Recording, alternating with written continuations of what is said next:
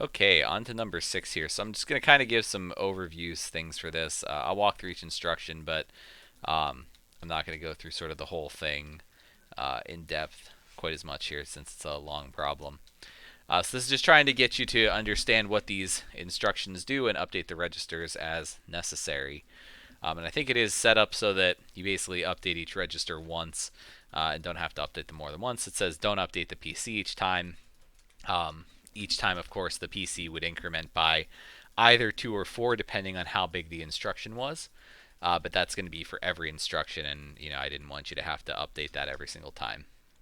So to get started, we do a load of R1 is equal to 10000010. So this is essentially the same thing. This is the pseudo instruction, right? So this is the same as a move W, move T. So we're just putting this value into R1. And you can see here that's what we did. We next do a load from the address in R1 into R2. So we're looking in memory for the data value at that address, and we're going to put it into R2. So R2 is going to change, R1 is going to not change here. So we're looking that up in memory. R2 is straight at this address, so 10000010. And we're taking these bytes and putting them into R2. We have to keep in mind this is in little endian order, so the least significant byte is the leftmost byte here. So FF is what's going in the bottom bits here. And then EF would be next, CD, AB. So we end up with A, B, C, D, E, F, FF as our value that goes into R2. So that's loading from memory. We then load into R3, R1 plus 4. So we're adjusting this address by 4, basically skipping a full 32 bits and moving on to here. We're loading that into R3. So again, it's in little endian order, so we're going to read it A, B, C, D, 0000. That's what goes in there. So the least significant byte is the leftmost one. We're then BL, which means branch and link, to max, which means we're jumping to the max procedure here, just basically finding that label that we're jumping to. But branch and link is a little special because that means that we're going to, branch and link is going to put the value in the link register where we're going to go back to. So basically store remember where our position was, remember that we're going to go to the next instruction when we come back from this. So this is where the PC comes in. We started at 250.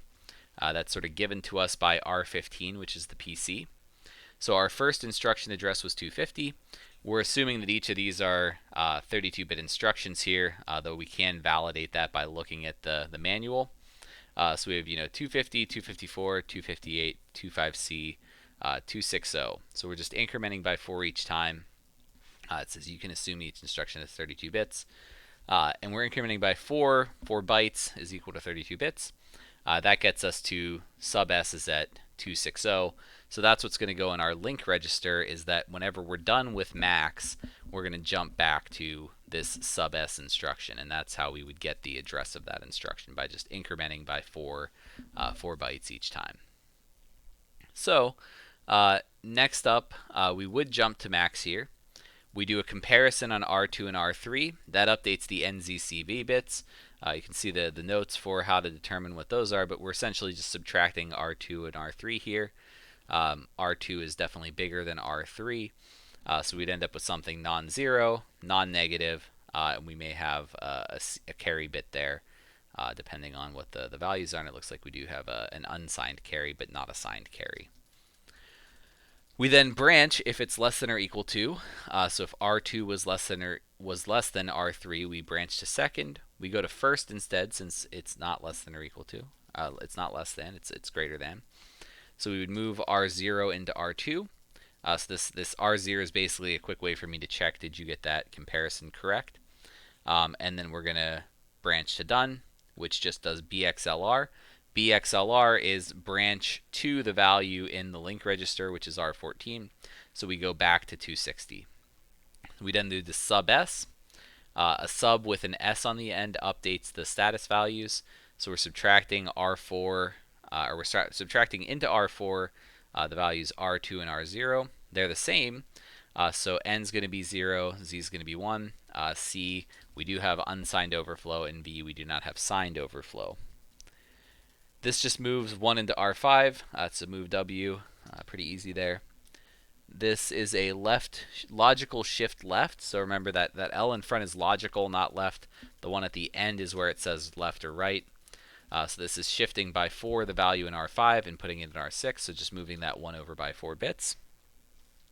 BIC, R7, R2, and R6, that's a bit clear. So we are taking whatever's in R6, basically inverting it, and then ANDing with R2. So that essentially gets rid of the bit in the F, turns it into an E there from R2. We do an AND S, which is a bitwise AND, but we do update the status bits there. We don't have unsigned or signed overflow with an AND. It's not possible to have that with that particular operation. So the C and V bits are actually staying the same there. We're only updating N and Z on this AND S. So those C and V bits are coming from the previous status bits that were set, and then we're changing these two based on the values R7 and R6. And it turns out it's not negative, and it is 0.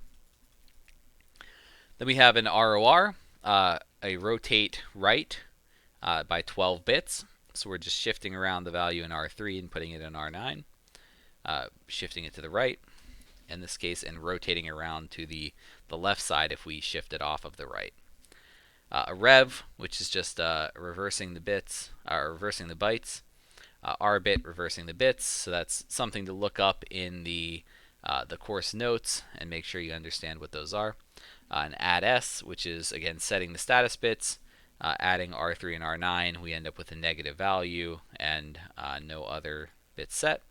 And then storing the value from R12 into R1 plus 8. So this was where we had a blank here in the problem. Should have given you that hint. But R1 plus 8, R1 is still 10000010. If we add 8 to it, that gets us from that position over to here. And we're just taking the value from R12, and we're putting it into little endian order. So the rightmost thing here goes into the leftmost box, and then so on and so forth. So we read A8, D7, BC, D0 once we read it back into the register. And that's it. This last part's just an infinite loop. It goes on forever. So now that's a long problem. Hopefully the descriptions of what's going on there helps a bit.